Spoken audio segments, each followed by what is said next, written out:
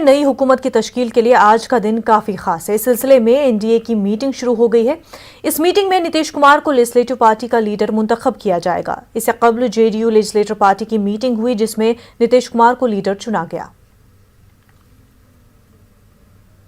ہمارے نمائندے محفوظ اس وقت ہمارے ساتھ جڑ چکے ہیں۔ محفوظ، ابھی جو ہے این ڈی اے کی میٹنگ جاری ہے، لیکن اس سے پہلے جو ہے جے ڈی یو اور علیحدہ پارٹیوں کی بھی میٹنگ ہوئی، تو کیا کچھ نکل کر آیا ان میٹنگ سے؟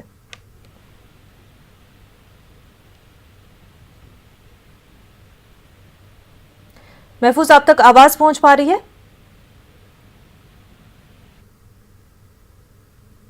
ناظرین، آپ کو بتا دیں کہ بہار میں حکومت سازی کو لے کر کے کافی اہم میٹنگ ہو رہی ہے این ڈی اے کی، اور اس میٹنگ میں نتیش کمار کو پارٹی لیجسلیچر لیڈر چنا جائے گا، منتخب کیا جائے گا۔